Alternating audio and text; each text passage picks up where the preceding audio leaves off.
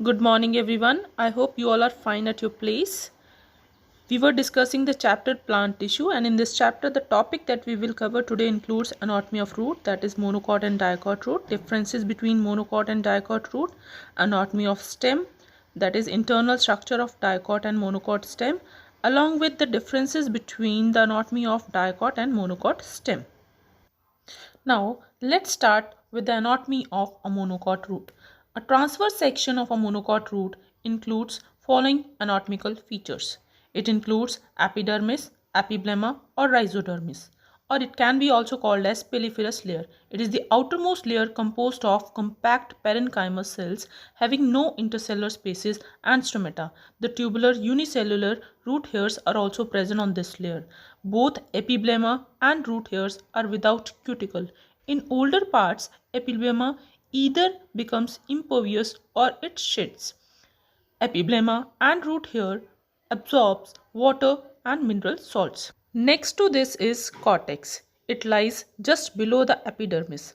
Cortex consists of thin-walled, multi-layered parenchyma cells having sufficiently developed intercellular spaces amongst them. Water and mineral can pass through the intercellular spaces as well as the cell walls. They may store food in the form of starch in certain plants. The innermost layer of the cortex is termed as endodermis. It is composed of barrel-shaped compact cells that lacks intercellular spaces amongst them. Young endodermal cells have an internal strip of suberin and lignin which is called Casparian strip. This strip is located close to the inner tangential wall.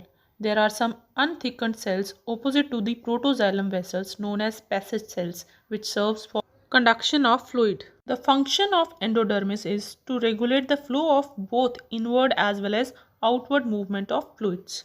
Next is stele. It forms the inner cylinder. All the tissues on the inner side of endodermis such as pericycle, vascular bundles and pith form the stele. Stele is bound by pericycle and encloses the vascular bundles. Next to this is pericycle, which lies just below the endodermis and is composed of single-layer sclerenchymatous cells intermixed with parenchyma.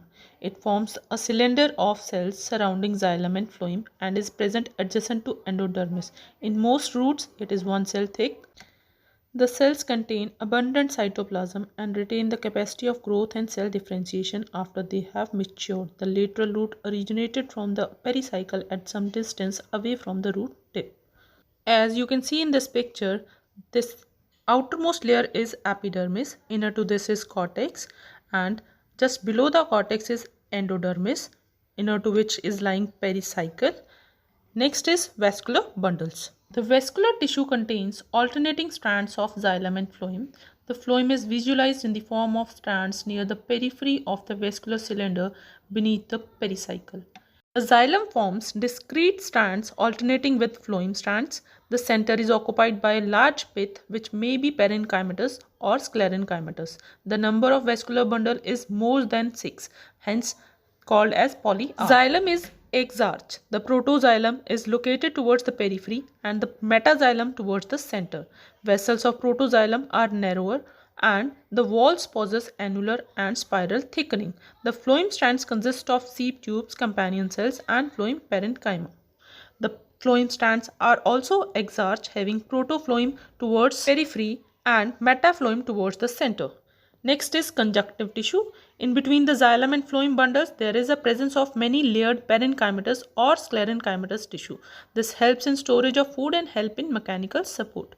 Pith. It is the central portion usually composed of thin-walled parenchymatous cells which appears polygonal or rounded in transverse section. The intercellular spaces may or may not be present amongst the pith cells. In some cases, pith become thick-walled and lignified. Pith cells serve to store food.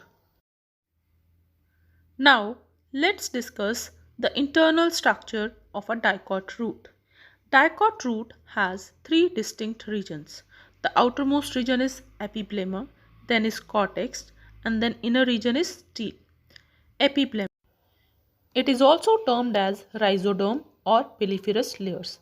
It is the outermost single layer of root which is composed of thin-walled, closely packed parenchymatous cells without intercellular spaces.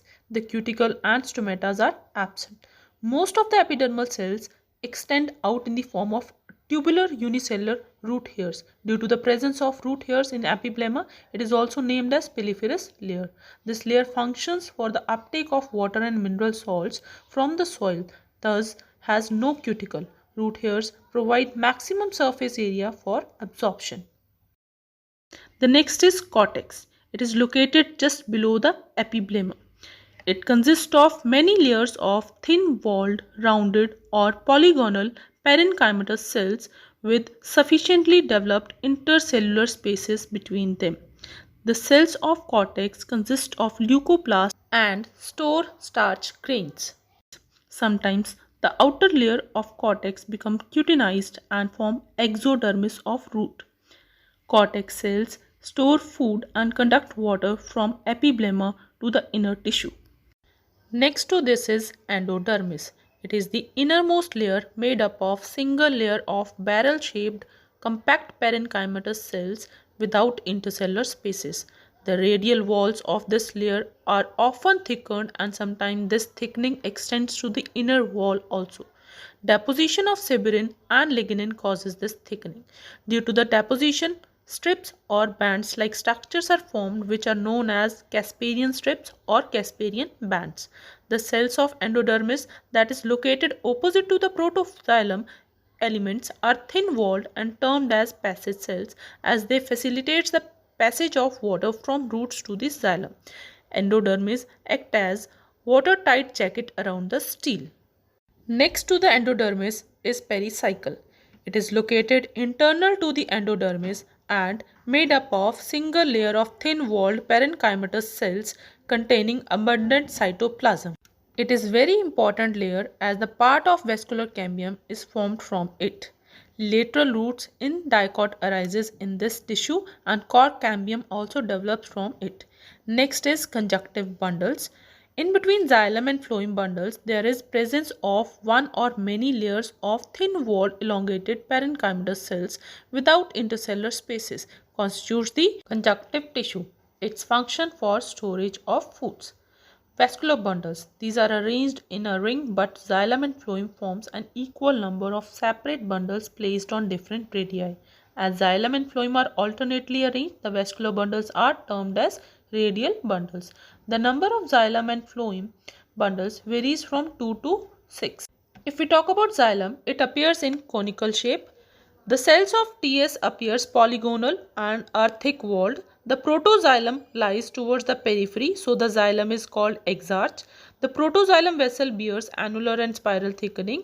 In mature and much developed roots, the metaxylem vessels meet in center and pith get obliterated. Xylem parenchyma and fibers are absent. A few tracheids are available around the vessels. Xylem is responsible for conduction of water and mineral salts and provide mechanical strength.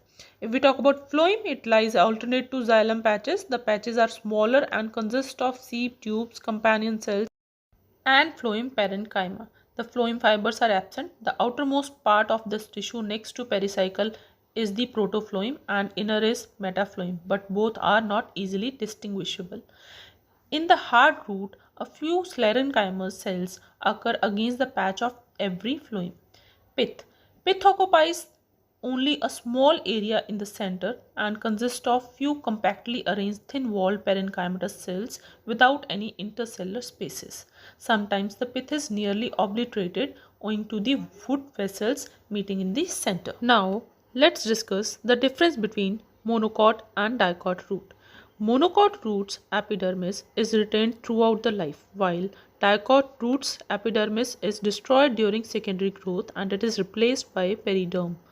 Xylem bundles are numerous and forms a polyarch in case of a monocot root, but in case of a dicot root, xylem bundles vary from 2 to 6.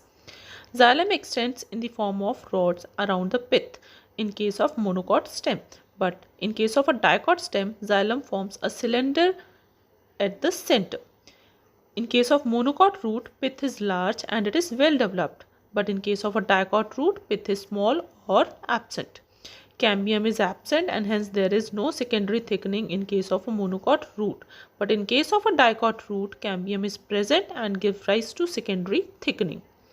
This is the difference between monocot root and dicot root. Now we will discuss about the monocot stem and dicot stem. Now let's discuss the internal structure of a dicot stem. Dicot stem is differentiated into three regions that includes epidermis, cortex and stele. Epidermis. It is the outermost layer and has a single layer of parenchymatous cells. It possesses stomata and large number of multicellular hairs. The outer wall are greatly thickened and cutinized. The cells are compactly arranged and do not possess intercellular spaces. The epidermis has following functions. It minimizes the rate of transpiration owing thick cuticle, protects the underlying tissue from mechanical injury.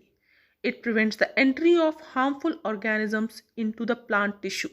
It also helps in exchange of gases through stomata. The next is cortex. Cortex, it is present below the epidermis and extends till endodermis. It comprises of hypodermis. This layer lies below the epidermis and is composed of 4 or 5 layers of collenchymatous cells. These cells are specially thickened at the corners against the intercellular spaces due to the deposition of cellulose and pectin. The cells are living in nature and may contain few chloroplasts. It provides mechanical strength and elasticity to the peripheral portion of the stem, particularly the young and growing organs. They perform photosynthesis and also works for the storage of food. Next to this is general cortex, which is present below the hypodermis and consists of few layers of parenchymatous cells. These cells are thin-walled, large or rounded in shape, and they may contain chloroplast. They have large intercellular spaces that allows the gases to reach the center. Just below the general cortex is present a layer of endodermis, which is consisting of single layer of barrel-shaped cells surrounding the stele. The cells are compactly arranged without intercellular spaces and forms a wavy layer separating cortex from vascular tissue. The cells of endodermis contain starch, and so the layer is also called as starch sheath. Next to endodermis is stele. It is in the form of a central cylinder differentiated into 4 regions. The outermost is pericycle. It lies between the endodermis and the phloem of vascular bundles in the form of semilunar patches. Here semilunar means half moon shaped patches. It consists of sclerenchymatous cells with highly lignified cell wall and few parenchymatous cells dispersed in between. Here you can see the transverse section of a dicot stem. The outermost layer is epidermis. Just below that is these collenchyma cells, which includes hypodermis, and below that is general cortex. Then this is cortex, and just below that is this layer. This is endodermis. Just below the endodermis, here pericycle is present, and this is phloem. Next to the pericycle is medullary rays. These are rows of radially elongated parenchymatous cells present between vascular bundles. You can see this is one vascular bundle and this is second one, and in between these cells, these are called medullary rays. They transport water and food material. Next is pith, which forms the center of the stem and consists of thin-walled, rounded parenchyma cells with large intercellular spaces. These cells may serve to store food material. Next, we will discuss about vascular bundles. These are arranged in a ring around the central pith and inner to the pericycle. These are conjoint, collateral, open and wedge-shaped.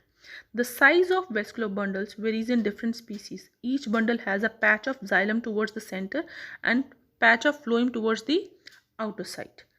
A strip of cambium is present in between xylem and phloem. That is the reason it is open type vascular bundle. Now, if we talk about xylem, xylem lies towards the pith of vascular bundles. It consists of tracheids, vessels, xylem parenchyma and xylem fibers. Protoxylem is first formed, that lies towards the center, but metaxylem is later formed, that lies towards the periphery. This type of xylem is called end-arc. If we talk about phloem, phloem is just below the sclerenchyma patch of pericycle and is composed of following elements such as sieve tubes, companion cells, phloem and parenchyma, which helps in conduction of food. Now, let's discuss the internal structure of a monocot stem. The stem is well differentiated into following regions. Epidermis. It is the single outermost layer composed of small, thin-walled, somewhat barrel-shaped parenchymatous cells which are tightly packed without intercellular spaces. It is externally covered with a thick cuticle.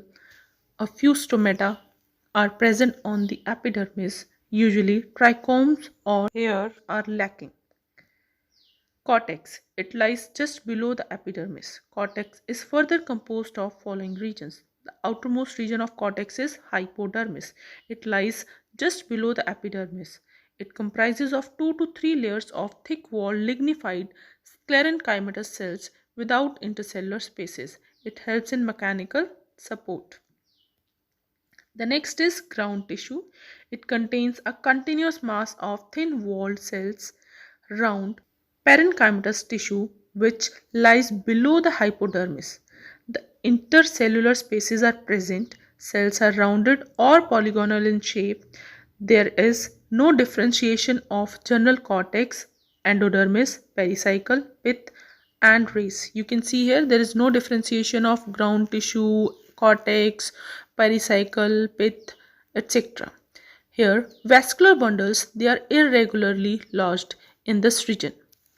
Vascular bundles, these are irregularly scattered in the ground tissue and are called as a tactostele. These are conjoint, collateral, and closed type. Closed type means there is no meristem that is present between xylem and phloem. Vascular bundles occurring in the peripheral region are smaller in size and are compactly arranged. In contrast, those occurring towards the central region are larger in size and are widely placed. All the vascular bundles have similar structure. Each vascular bundle consists of xylem towards the center and phloem towards the periphery, that too without cambium. It is oval in shape and are surrounded by a sheath of sclerenchymal tissue. That sheath is called as bundle sheath. Now if we talk about xylem, xylem is V-shaped or Y-shaped, you can see here, bearing 2 large metaxylem vessels with wider cavities. Few tracheids are present in between the metaxylem vessels. Protoxylem vessels are only one, you can see here, or 2 smaller narrow cavities having annular or lignified thickening.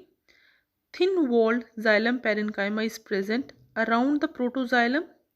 Now if we talk about phloem, it lies outside the xylem. You can see here, this is the phloem and is partly present near the metaxylem vessels. It is composed of sieve elements and companion cells.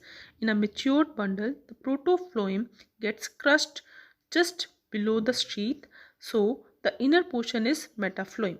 Sieve tubes appear polygonal in transverse section, having internally situated companion cells. It conducts the organic food. This is about the internal structure of monocot stem. Now, let's discuss the difference between dicot stem and monocot stem. As we people have already discussed, in case of dicot stem, vascular bundles, they are arranged in the form of rings, but in case of monocot stem, they are scattered in the ground tissue. Endodermis is present in case of dicot stem, but in case of monocot stem, there is no endodermis. Pericycle forms a cap to the vascular bundle, whereas in case of monocots, pericycle surrounds each vascular bundle. Pith and cortex is well differentiated in case of dicot stem, whereas in case of monocot stem, pith and cortex is not well differentiated. Metaxylems are present in numbers in case of dicot stem, but in case of monocot stem, they are generally 2 or 3. Lysigenous cavity is absent in case of dicot stem, but it is present in case of monocot stem. In case of dicot stem, medullary rays are well distinct, but these are absent in case of monocot stem. In case of dicot stem, cambium is present in between xylem and phloem, but in case of monocot stem, cambium is absent between xylem and stem. That is the reason dicot stem is having open type of vascular bundles, but in case of monocot stem, these are closed type. Thank you so much.